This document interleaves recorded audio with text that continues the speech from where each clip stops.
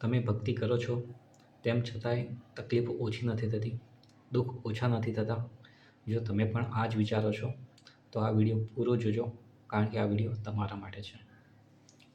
આપણે સૌ ભક્તિ કરીએ છીએ, તેમ છતાંય આપણા જીવનમાંથી તકલીફો પૂરેપૂરી રીતે જતી નથી રહેતી.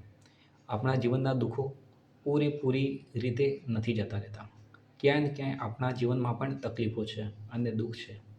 અને ત્યારે આપણે વિચારીએ છીએ કે રોજ ભગવાનને પ્રાર્થના કરીએ છીએ, રોજ ભગવાનની ભક્તિ કરીએ છીએ, તેમ છતાંય દુઃખ ઓછું થવાનું નામ જ નથી લેતું. તો અને ત્યારબાદ આપણો ભગવાન પ્રત્યેથી વિશ્વાસ થોડો ડગમગી જાય છે. પણ અહીંયા જ આપણને ભક્તિ અને દુઃખ એ કઈ રીતે મળે છે એ સમજવાની જરૂર છે. ભક્તિ માણસને ભગવાનની કૃપાથી મળે છે. ભક્તિ કોઈ પણ માણસ નથી કરી શકતો. ભગવાનનું નામ કોઈ પણ માણસ નથી લઈ શકતો.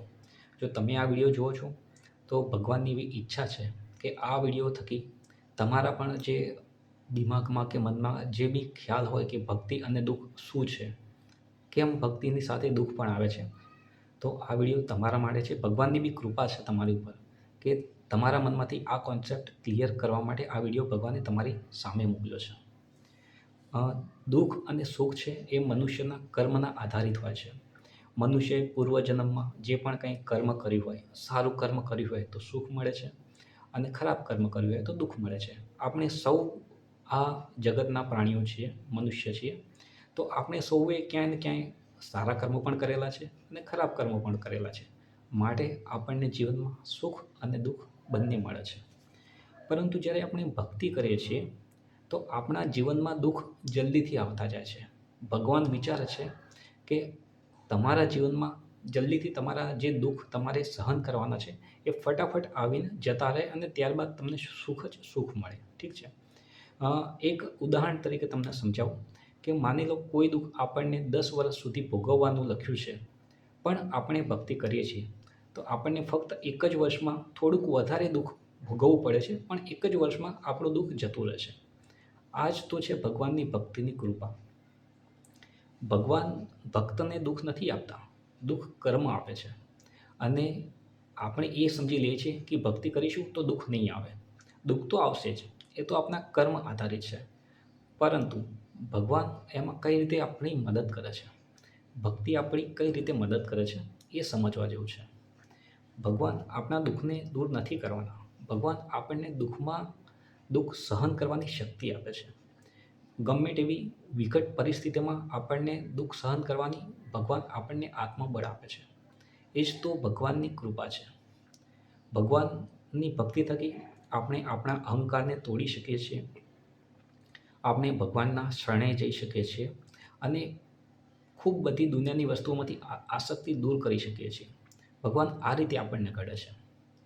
અને તમને એવું લાગતું હોય કે દુઃખ આવે છે તો માનજો કે ભગવાનની કૃપા છે તમારી ઉપર, કે તમે ભક્તિ કરો છો અને દુઃખ આવે છે તેમ છતાંય તમે એ દુઃખ સામે અડગ ઊભા રહ્યા છો.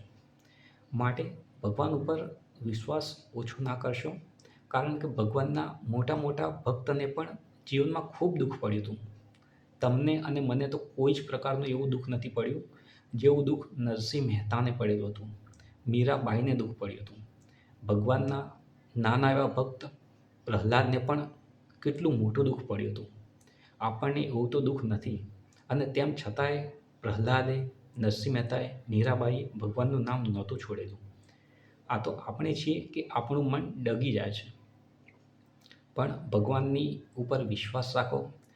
જો તમે ભક્તિ કરો છો અને દુઃખ પડે છે તો માનજો કે ભગવાનની તમે ખૂબ નજીક જઈ રહ્યા છો, એવું શ્રી પ્રેમાનંદજી મહારાજ કહે છે. માટે દુઃખ અને ભક્તિ બંને અલગ વસ્તુ છે.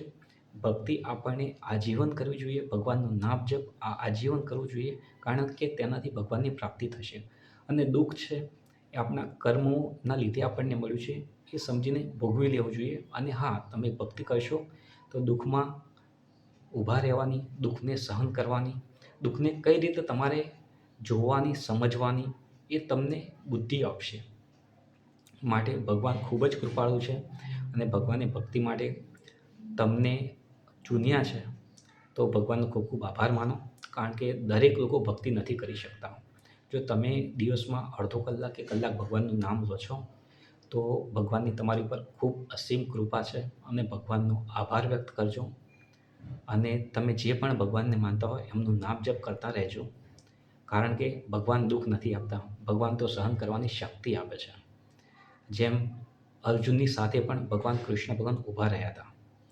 તો અર્જુનને પણ એવું થવું જોઈતું હતું ને કે ભગવાન છે તો ભગવાન લડી લે, તો મારે લડવાનું જ ના આવે કોઈની. અને મારા કાકા છે, મારા ગુરુ છે, એમની સામે મારે લડવાનું ના આવે, મારા કાકાના છોકરા છે એમની સાથે મારે લડવાનું જ ના આવે.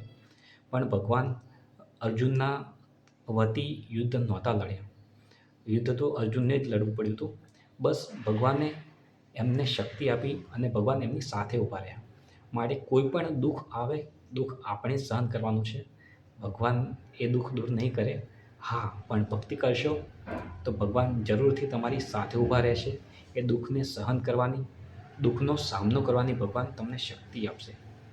માટે મારી એટલી પ્રાર્થના છે, એટલી વિનંતી છે તમને કે જો તમે ભક્તિ કરો છો તો હંમેશા તમે ભક્તિ કર્યા રહો. તમે યોગ્ય માર્ગ ઉપર છો અને ભગવાનની પ્રાપ્તિ થશે તમને, ભગવાનની ભક્તિની પ્રાપ્તિ થશે. એ જ મનુષ્ય જીવનનો મુખ્ય ઉદ્ધાર છે. જય શ્રી કૃષ્ણ.